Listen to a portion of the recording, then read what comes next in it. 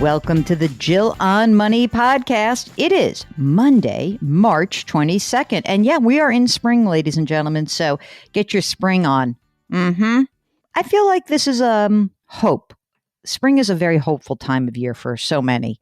And I hope that your lives are going okay. I hope that you guys are managing this strange sort of transition period.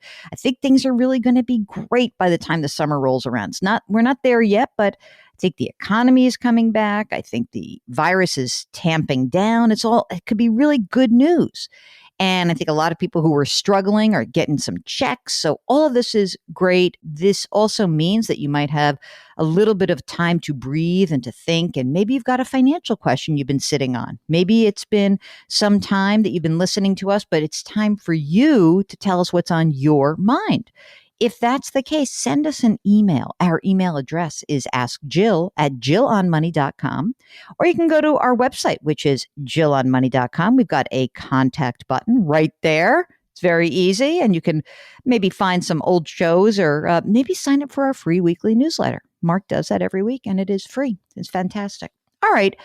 Remember that we are starting to bring more and more of you on the air. And if you would like to come on the air with us, all you need to do is let us know when you send us that financial question.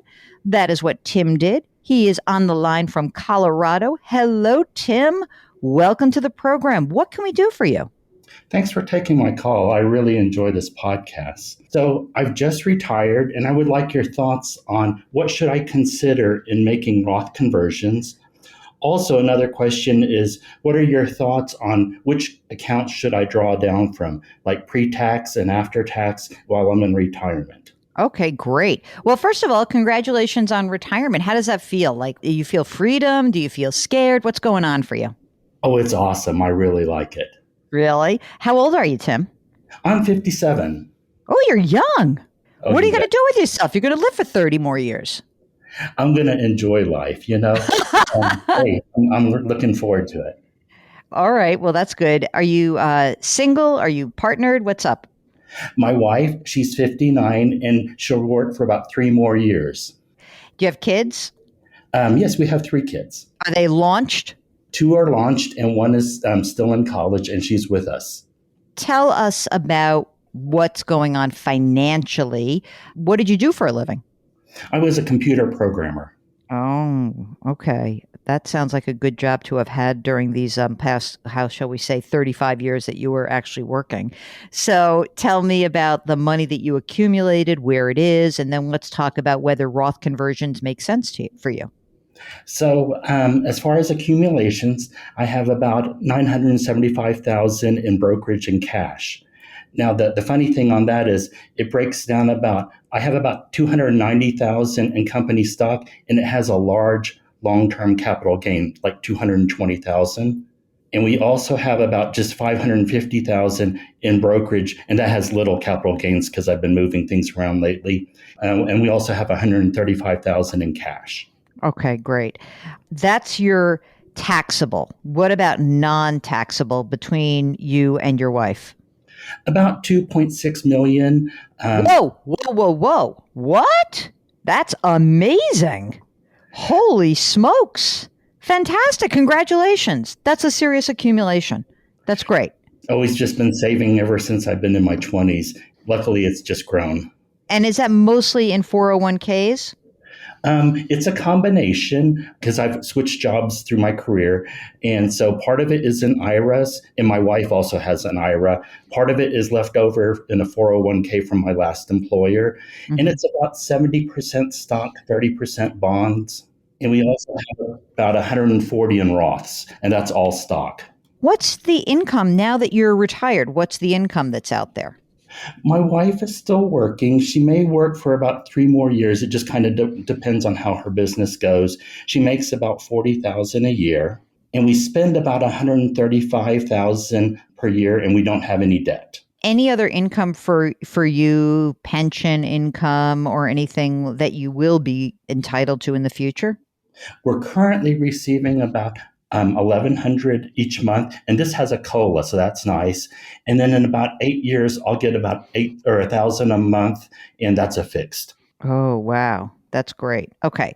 So right now, you've got her 40. Let's say you've got about 50-ish coming in, 52. So where are you drawing the 80 or 90 grand that you need right now before Social Security kicks in? And that's one of the reasons why we called. Right now, I'm just drawing down from the brokerage.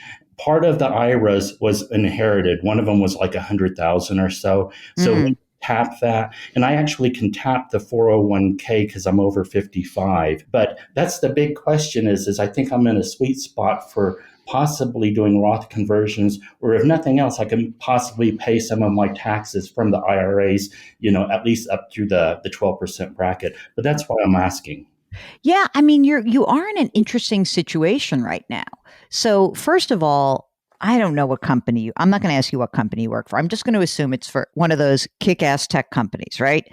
And you've got this long-term capital gain. And so I think it would be really helpful for you while your income is low to sell that while you're in the 15% capital gains rate. I think that that's incredibly helpful for you from an allocation perspective, but also from a cash flow perspective. And that is money that I would definitely get off. I would get that risk off the table.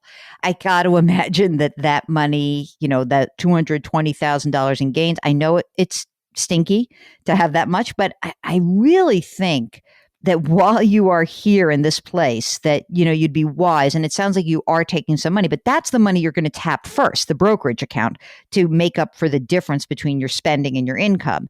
So there's two aspects of this. One is a capital gains and the other is the conversion.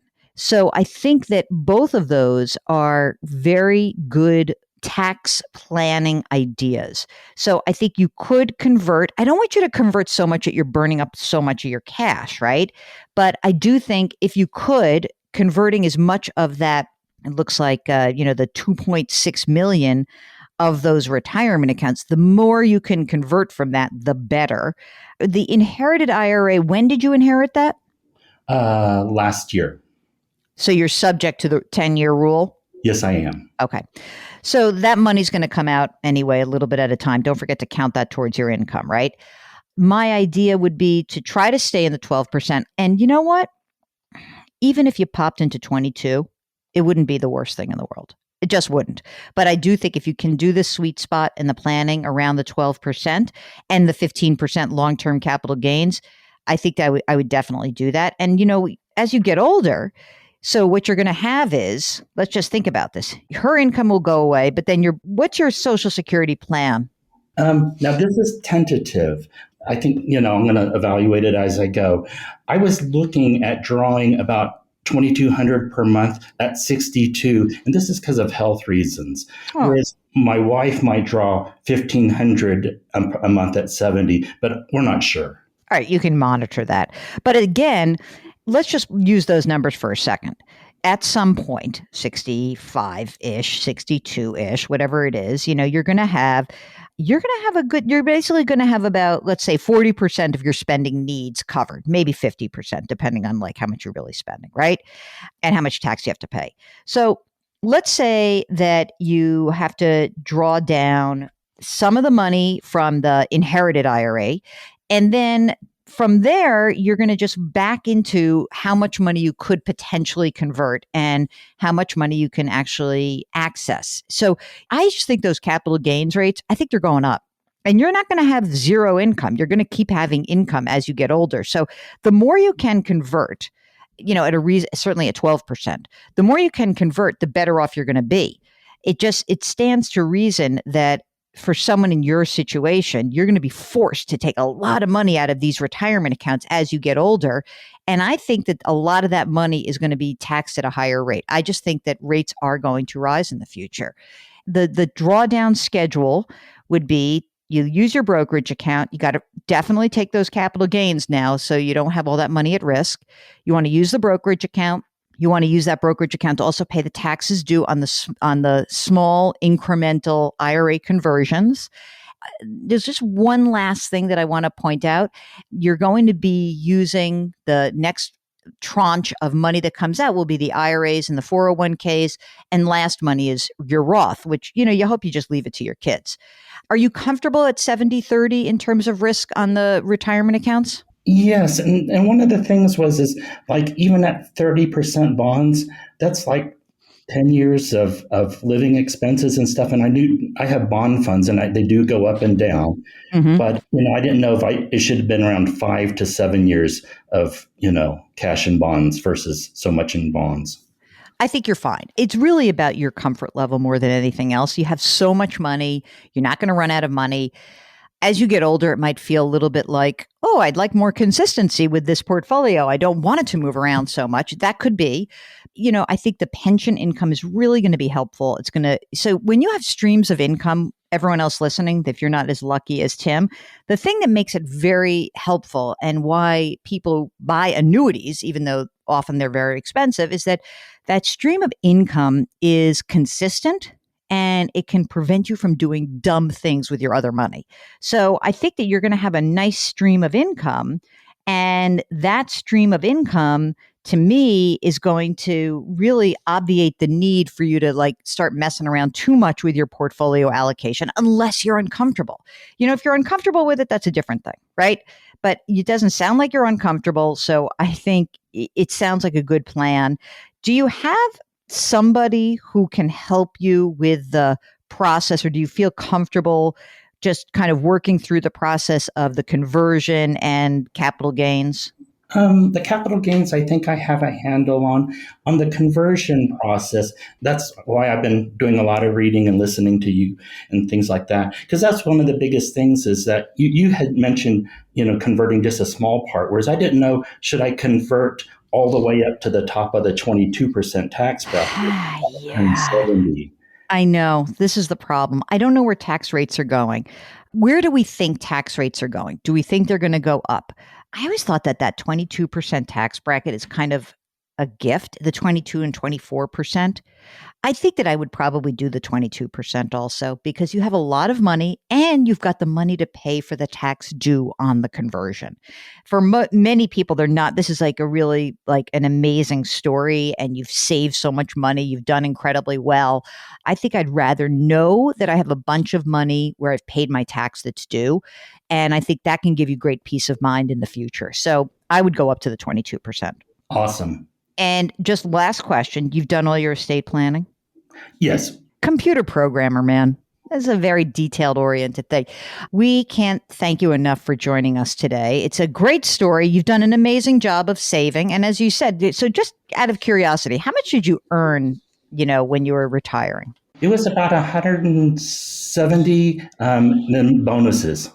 I just put that out because a lot of people hear these numbers like 2.6 million in retirement, which is an amazing amount of money to have saved. And I think that what I'm hearing from you though, Tim, is that you just started really early and you diligently accumulated all of this money, lived within your means. Is that fair to say?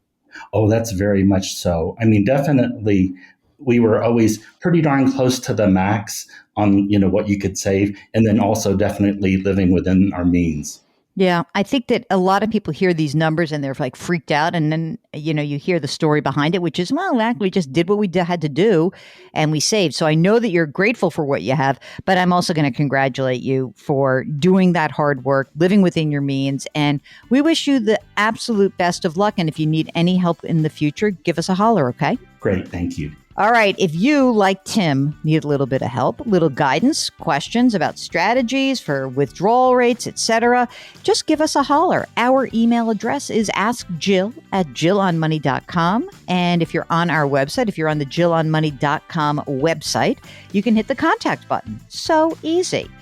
As we like to remind everybody, every single day, wash your hands, wear your masks, maintain your physical distancing, and try to do something nice for someone else today. We'll talk to you tomorrow. Thanks for listening.